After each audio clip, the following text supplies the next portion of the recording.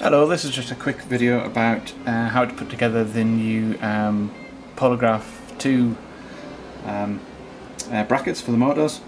There's one new feature on these basically, which is that the cable can now be routed through the bracket itself. So if that was mounted on the wall, then you don't end up with other cables draping around here and getting caught in the strings. So that's that. The downside of this is that there's a new little bit of board stuck on there, but it's just one extra part, and you don't even need to put it on if you're not going to route it through that way.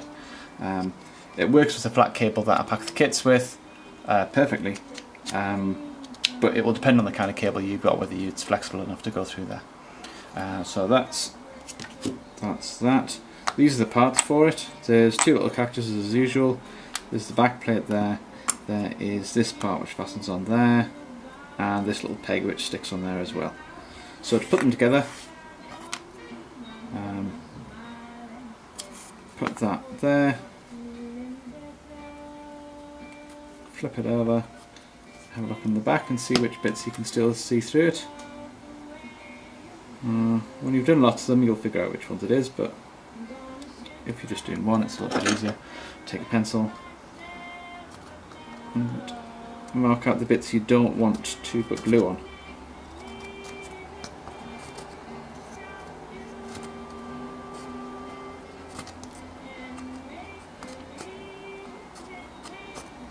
Okay, so everything else apart from those ones you want to put glue on.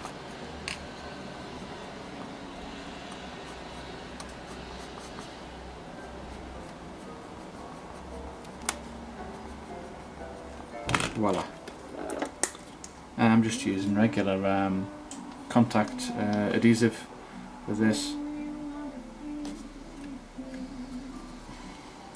Oops. This is maybe not a good example of it, but it is quite nice to be tidy with this because it does make it easy to go together once you've actually, once it's dried, if you don't have lots and lots of blobs of glue everywhere. There's one, I'll just leave that to get a bit tacky, and then that.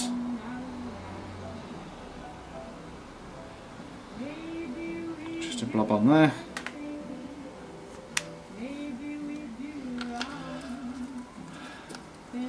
Cap back on.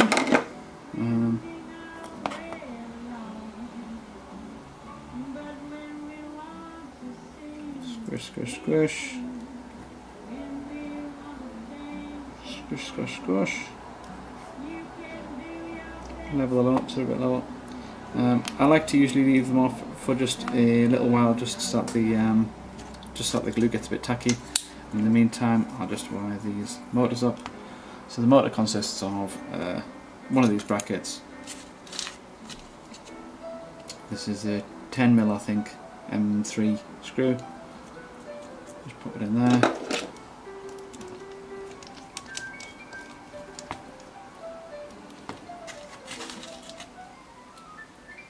Could put a bit of thread lock on this as well, it might be worth it, because they're going to be vibrated all the time. On the other hand, there's a bit of give in the MDF, so you might find that acts as a spring enough to keep it tight.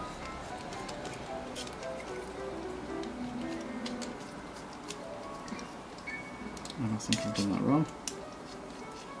Just not quite lined up. There's a little bit of play in these slots here, just so that they can just to allow for errors, basically. And there we go, there we go, there we go, there we go. So if you buy a vitamins kit, if you buy a Polargraph vitamins kit, this is exactly the kind of termination you'll find on these motors. In fact, it's exactly this kind of motor that you'll get. So that is pretty much gone dry enough to stick now. You can stick it on earlier, but you just gotta, I don't know, just it seems to move around a bit more. There we go. And those bits of glue inside will just move out as soon as you try and lock it together. In fact, I'll show you that. So that goes in there. Bush. Oh, it goes in there. Yep. So these are cut from 4mm MDF. The slots are actually marked on the designs to be exactly 4mm as well. This time it has worked out well because it means they're a good tight fit.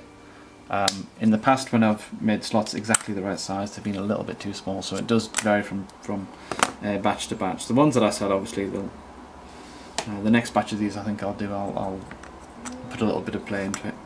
So they just slot in like that,